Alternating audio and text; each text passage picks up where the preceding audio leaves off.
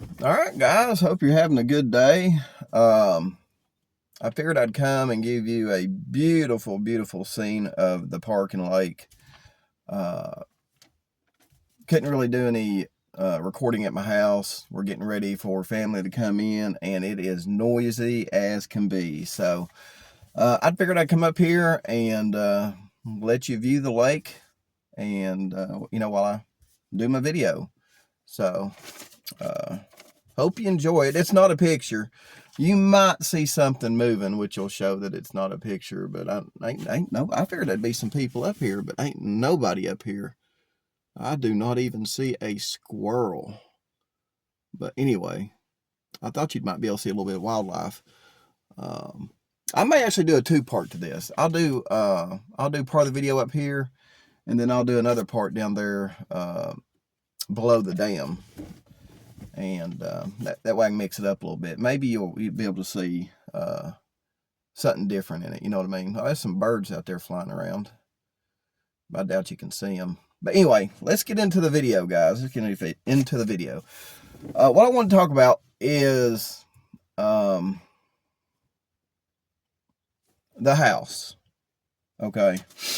So, and believe me, I am definitely for the house staying up until the trial, right? But the more and more I hear, like on News Nation and watch some of the other media outlets and even some YouTubers, I can't help but stop and think, well, actually, let me just do this. Let me play you a clip. Got a boat going across the lake out there, guys. Let me play you this audio clip from News Nation where someone says that they need to preserve the crime scene. So let me play that for you real quick. That what should be done in this circumstance is that counsel should request that the court preserve the crime scene. I do also know that preserving the third-party crime scene in this case is an essential thing that should and must be done. Okay, so there you go. Need to preserve the crime scene, right? Well, the crime scene, even though the house has not been torn down, has already been destroyed. And here's where I question things. Nobody was upset. There was no outcry. There was no nothing months ago when the house was being cleaned.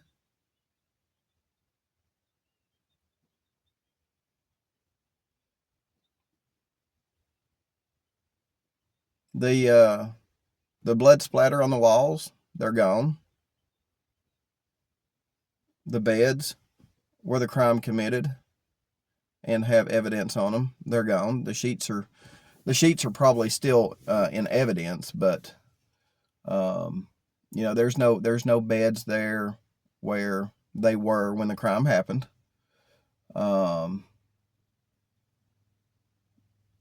There's no blood on the floors. And I'm sure there were, when I'm pretty sure there's going to be bloody footprints from Kohberger where he walked through Ethan's blood.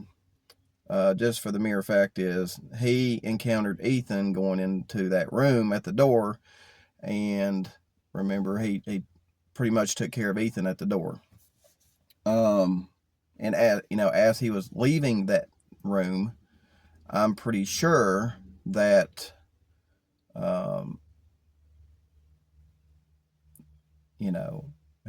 there's bloody footprints coming out of that room into the hallway. Let's just put it that way. That's gone. Now, some people have said that they cannot tell the jury that the house has been torn down.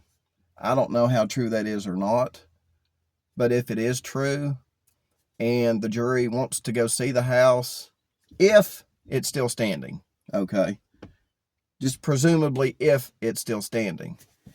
And from what I'm told, I hear they can't tell the jury nothing about it. They can't speak they can't speak nothing about it to the jury. Well, the jury's going to go in it. They're going to look in these bedrooms where the murders happened and go, there's nothing in here. Where's the blood? Where's the bed? What?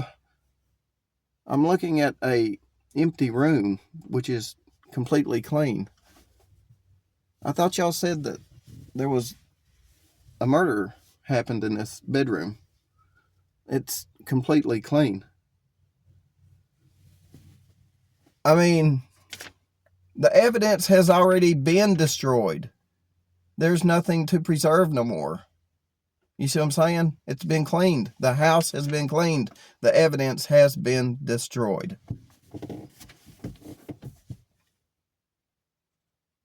Well, most of it. I'm sure that they gathered the sheets and certain articles, and they're in storage, wherever the storage for the evidence is. Don't know if FBI is holding on to that or state police or whoever, but someone's got all that locked up. Wait, until the trial happens. But if the jury wanted to go see the house, there's nothing to see other than the layout. And from my understanding, they've replaced the drywall and some stuff in it, which is, and even them taking the beds and stuff out, it's going to change the acoustics. It's going to change the way sound travels. So you're not getting that 100% sound accuracy the night of the murders. It's already been destroyed. It's been destroyed. Ain't no getting it back. There you go. So I'm like, where was the outcry when they were wanting, when everything was being moved out of the house and it was being cleaned? Now I do remember I think I remember a little bit. There's been a few people back then that were like, kind of, why, the evidence is going to be gone. It was just a few, I remember, but it wasn't to this level of the actual house being torn down, which it should have been, in my opinion. It should have been. So that's the first thing I wanted to talk about. In my opinion, the evidence has already been destroyed. House has been cleaned. Nothing to see here, people. Move along. Which it shouldn't have been that way. Now, yeah, if you need to take the sheets, curtains, pieces of the curtains, whatever, that's fine. Try to leave it as much intact as you can while collecting the evidence. But to just completely gut the house and clean it, I don't know. I don't understand, guys. And that was done months ago. So your crime scene's gone. That was, 8-10 months ago? All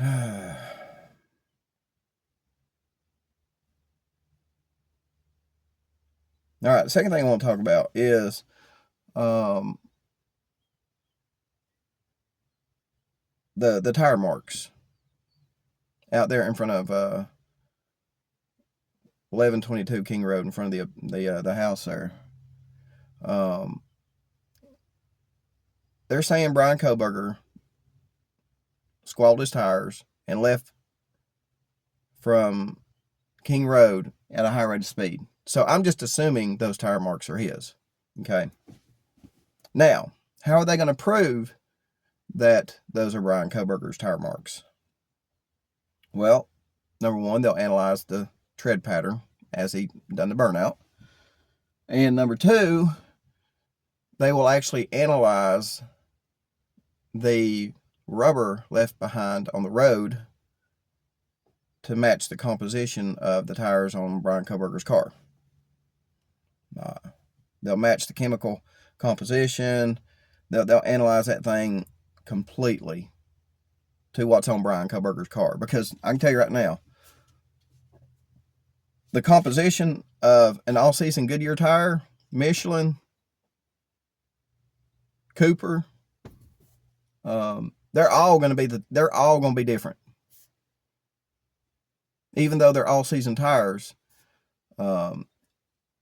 there's different compounds used with different companies, and things like that. So if that analysis of what was left behind on those skid marks matches Bryan Kohberger's tires exactly, the compound and everything during that analysis, there's just one way. That's just one way. That's just one way. And here's another question that is probably going to get brought up during the trial.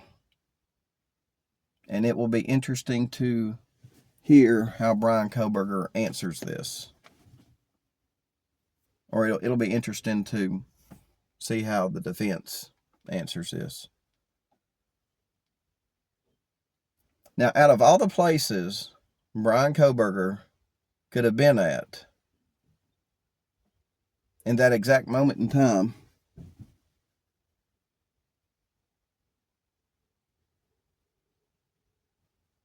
he had to be at the crime scene.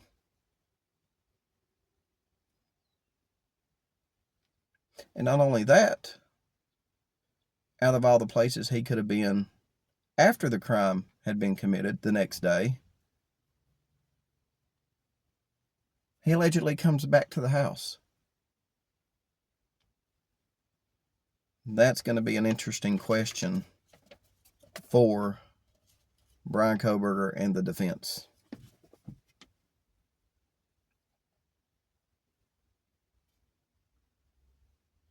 All right, guys. So we'll continue this down below the dam. I'm going to switch up the view. Be right back. All right, guys. We are down here below the dam. Let me go find a nice place to park here to finish my video.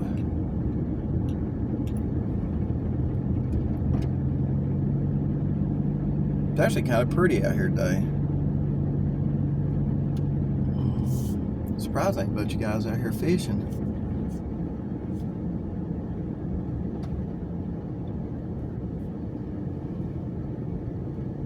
And looks like they're still working on part of the dam. So, all right.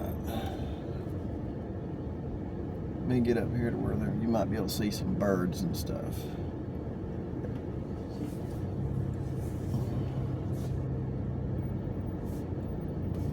All right. There's you a nice shot at the river. Bottom of the dam.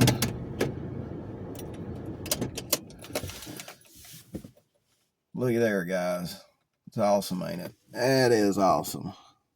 All right. All right, where was I at? Okay. So carrying on here. In listening to people talk about the house being torn down and Bryan Kohberger being denied, I guess, the right to evidence, the defense having the right to evidence in the house and this and that, whatever. That got me thinking, well, here we go again. Everybody's crying about Bryan Kohberger's rights, and I'm sitting here thinking, well, the victims, on the other hand, that night got stripped of all their rights. They got stripped of their right to safety, their right to wake up the next morning and start their day,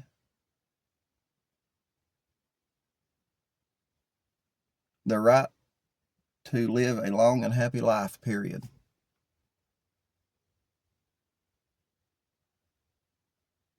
That's what the victims got. They got everything stripped from them. So again, just the way the system is geared, unfortunately, criminals get way more rights than the victims do. Just saying. I just wanted to put that out there, guys. Let y'all ponder on that and not let you forget about it. When everybody's talking about Bryan Kohberger's rights, yeah, everybody's got rights, but just remember,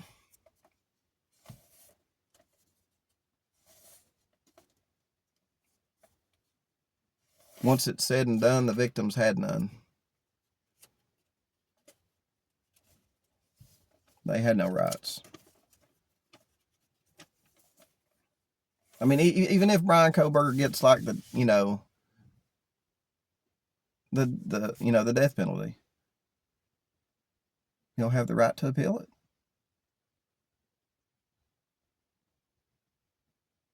The victims didn't.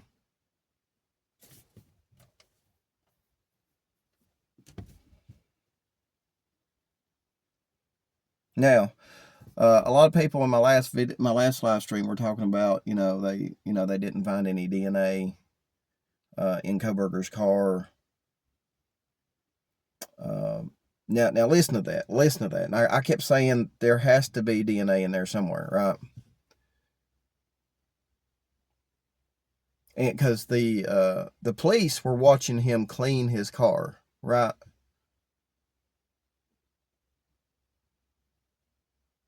I guess what I failed to mention is, as Kohberger cleaned his car and discarded paper towels, rags, surgical gloves, that's what I'm talking about. That's what I'm talking about. So if he cleaned his gear shifter, if he cleaned his steering wheel, if he cleaned his seat, and they recovered those rags, those paper towels, those surgical gloves, and the victim's DNA was on that, yeah, technically that, when they recovered it, if it was in a trash can, was not in the vehicle when they recovered it, but it came from the vehicle. That's what I was trying to get at.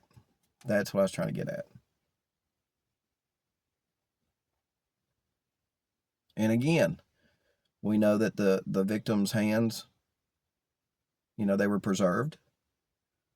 So, I mean, another tough question for the defense. I mean, how are you going to explain Bryan Kohberger's DNA maybe under the fingernails of Santa, Kaylee, Madison, or even Ethan? That one's going to be a tough one too. And I seen a comment that I want to actually a few people have talked about this, and I kind of want to address it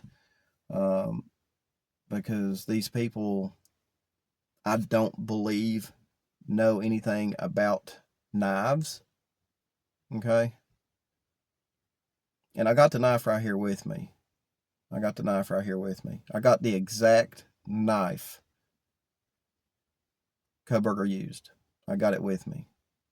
Now, I was going to show the tip of it, but YouTube will probably, I guess you can't show weapons in your videos. So I'm not going to show it, either the tip or the handle or anything of it. But I can tell you this. I do not think the knife broke off into any of the victims. Let me get it here. Oh. Because This knife,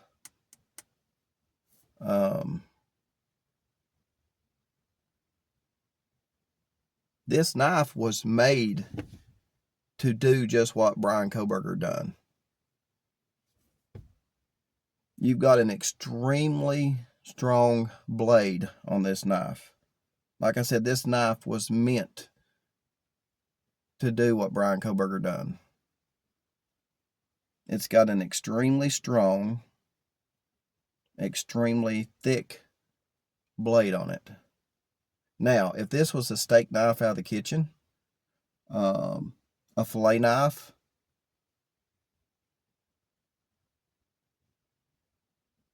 even a paring knife, basically any knife used in a kitchen setting, I can see that breaking off in the victims. But as I'm sitting here feeling this blade, you could probably drop this blade. I could probably drop this blade on the directly down, facing down on the parking lot out here, and the blade won't chip. Like I said, it's an extremely thick blade and extremely strong blade. When this blade hits bone, it's not going to chip. The bone's going to chip. I can tell you that right now. So, if you have any questions, go to Walmart. If Walmart has any of these, if they've got one on display, go to Dick's, go to Bass Pro Shop. If they have one on display, do me a favor. Ask to see it. Say, I want to see how that feels. You'll see what I'm talking about. Ask anybody that knows about these knives. Do that too. Ask your grandpa. Ask a hunter. Just anybody that knows about knives in general. This knife, this knife blade is not going to chip when you do what Bryan Kohberger done to his victims. Okay. So that's what I wanted to cover on that. So guys, that's basically it for this episode. Hope I brought you some useful information, some stuff to think about. Again, I know they're tearing down the house and people's talking about evidence destruction. It's already been destroyed. When they cleaned that house, when that biohazard company went in there and cleaned that house, well, there went your evidence. That was evidence destruction, in my opinion, right there. So, anyway, guys, that's it. Hope you enjoyed the episode. Drop some comments. Let me know what you think. And also, when you're dropping your comments, let me know if you want me to do more live streams. So the reason I don't do a lot of lives is because you have to wait and let people come into them and all that, and really kind of wait to get started. With doing these pre-recorded videos, you don't have to wait for anybody. You don't have to wait to get started. You can just jump in and start doing your stuff. So anyway, guys, that is it. Let me know what you think, and I'll see you guys on the next video.